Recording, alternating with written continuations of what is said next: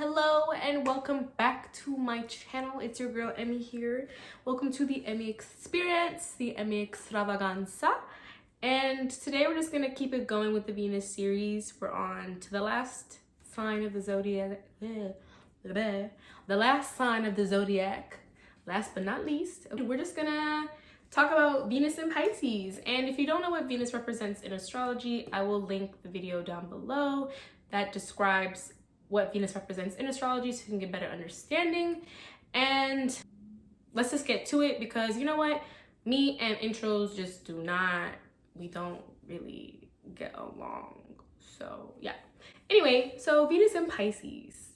Venus is exalted in Pisces, which means that it likes to be here. Pisces loves love, Venus loves love, and they both just see the good in everything. Pisces loves to be in love, loves to see love, and has love for everything and everyone around them. This is one of the things that can actually be Pisces' downfall, because it's so gullible, because it wants to see the good in the world and in other people. Now, Pisces is the most adaptable of the zodiac, and it's the most adaptable because it's the last sign of the zodiac, which makes it kind of pick up all the traits of different signs, which means that they're very adaptable and they can kind of be anybody with different people. So that's kind of how Pisces can get lost in the sauce type of thing, and kind of Pisces tend to have the problem of losing themselves. They're too busy trying to be what other people want them to be. Yeah, but that's enough of that, right? We're sticking to love here. We're sticking to love in this video. All right, Pisces, I don't mean to make you emotional. They're very adaptable, right? The positive of that, which means that they can fit with really anyone, but are they making themselves fit with people that are good for them? They're also able to kind of change themselves to make themselves fit better for the people that they want, even though they may not be the best for them. You see where I'm going with this? Now, Pisces is the sign that's very intuitive, and they want to connect with people on an emotional and a mental level, but emotional more. They also are very daydreamy. They like to fantasize. They tend to live in their own world. They are the two fish, right? So one fish is in this realm, Earth, right? And the other one is, I don't know where they go. I don't have any Pisces in my chart, so I don't know where y'all go. I don't know where y'all go, but it ain't here, I can tell you that. But also, that's the good part, because that's one of the things that makes them so imaginative and creative, because they just can see things from a different perspective. But at the same time, they tend to live in La La Land and not be here. And when you live in La La Land, you're out of touch with reality. And what happens when you are out of touch with reality and you're trying to find love or have genuine connections with people and relationships and friendships, right? You know what happens? You fall for potential. You create this idea, Pisces, all right? You create this idea of what people could be, of what people could be for you or to you. And then you stick with that idea, even though what these people are doing is none of that. You fall for the potential of someone and not who they really are. Meaning, you could meet someone that you think is going to be your husband or wife, or let's say you don't even care about those labels, right?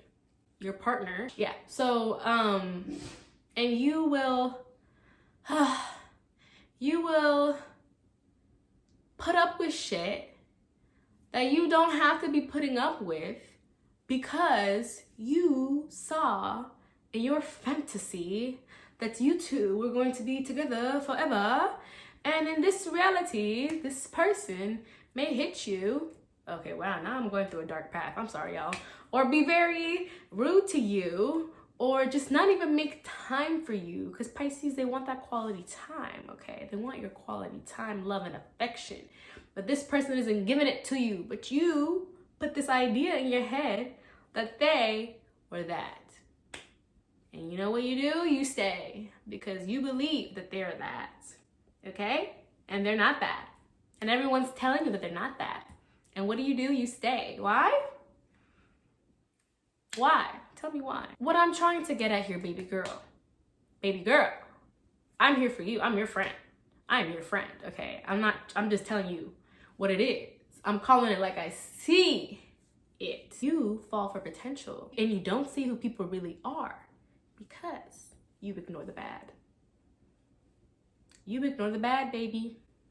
This doesn't necessarily have to be in love. It can also be in friendships. It can be with anybody. It can even be with a job that you know damn well that you should not be at. You know? It could just be with anything. When it comes to love, you have no problem with erasing all the bad and not listening to what everybody is telling you because you want to be in love so badly. Yeah. Pisces, they don't really care about like physical things. They don't care about how much money you have. They don't care about what you look like. They just want somebody that's going to give them the love that they're looking for, and someone that can like love them deeply and unconditionally and love them flaws and all. That's what they really want. It doesn't matter about all the other bullshit. Self-love will really determine the kind of relationships that you attract, Pisces. Establishing, especially with the Pisces Venus, what kind of boundaries do you have with people? Do you know what kind of partner will help you elevate in life, or what you're truly looking for? And how is your relationship with yourself? Because if you don't have that figured out for you, you're gonna continue being in relationships with people that do not better you or give a shit about you. Because you're going to keep, if you don't have that little checklist of what to go back on, because you're so daydreamy and it's so easy for you to just like fly away and like be out of touch with reality. Like one of my good friends, Eugene, always says, and always has to tell me, because I have this problem too sometimes. Sometimes, not as bad as y'all. But Eugene will always tell me, you gotta keep one foot on the ground. Now Pisces, you're ready to jump. You don't even put one foot on the ground. So that's the problem. If you can have a checklist to remind yourself, are you crossing this boundary? Am I giving too much than I'm receiving? Does this person match what I'm looking for? If you have that, it'll help you keep one foot on the ground when it comes to dating and looking for friendships and love. You know, because if you don't figure out those things for you, it doesn't even have to necessarily be that. You can tell me, you can leave a comment down below and let me know what you think is better than those three. Those are just something that I came up with thinking could benefit you. But if you don't like that, it's okay. I'm open to criticism. But I say these things because you will probably continue to fall for people that are bad for you and take advantage of you. Just like energy vampires, taking from your love and light, if you can't set those boundaries. Yeah. Pisces, they give unconditional love with no judgment. They will never judge you. If you want to ride or die, kind of is a Pisces. They also like hate the idea of somebody hurting, which is another reason why they tend to like be with people who are bad for them, because they want to like fix you and like make you better and like help you out. But also like it's because they see the potential, who you could be, which is why they want to fix you and make you better. Instead of just saying, if it's broke, leave it alone. They also really care a lot about like not hurting anybody's feelings. So like, let's say something happened, they'd probably like hide some of the information of what happened. Like they would still be honest, like don't get me wrong, like it's not that they wouldn't be honest, but they would just like withhold some information so that way they're not like, it's not as like painful for you. Like if somebody died, they probably wouldn't say like how they died. They'd just be like, they passed away and you know, I'm here for you. And you know, they'd just be very soft with it because they don't want to they don't like people seeing people hurt. So if you're someone that's into a Pisces Venus or like is friends with the Pisces Venus and like you don't like the like that they're not straightforward, they're never going to be straightforward unless you tell them, because they're so afraid of like hurting people's feelings. If you don't tell them like you need to be more straightforward with me, like let's say like that situation, like someone died, like God forbid, I'm not trying to manifest that for anybody, but like just be like, tell me like the whole detail. Like I'm not like, you don't have to worry about that with me. Like I need to know like what happened. Like someone who like a Sagittarius would probably be like, I need to know all the details, like be blunt with me, like the fuck, you know? But that could hurt a Pisces Venus's feelings if they're too rude. But like if you can like find the middle ground of like, I need to know all the details, they will tell it to you, but they just like wouldn't initially think of telling you all the details because they don't want to hurt your feelings. Yeah, so they're most compatible with like a Cancer, Virgo, Taurus. I would say that they're least compatible with Sagittarius. Aries, Sagittarius, Aries, Aquarius, but it does depend on the rest of their chart. I'm just talking about Venus placements here. Now, Pisces, they have no problem committing to you. You know, they are a mutable sign, which means that they change their feelings, or like they change their mind kind of quickly. They are looking for a love that will they want to find you in the next lifetime. But also, like, because they're a mutable sign, they want that soul connection, but doesn't mean they necessarily see themselves with you for an entire lifetime. They're not very good with planning, and they can be pretty delusional is what I'm trying to get at here. So like, that's what they want, but they want that with every single person that they like have this little fantasy with. So they are very forgiving. I'm not trying to make it seem like they just take everything. Like, they are very passive, but like, if you do cross a line with the Pisces, like, eventually, it might not be the first time, but eventually they will like stand up for themselves and like never speak to you again, because they're more of the passive side. So they just probably would just like never speak to you again, or like give you the silent treatment, things like that, like when they're upset.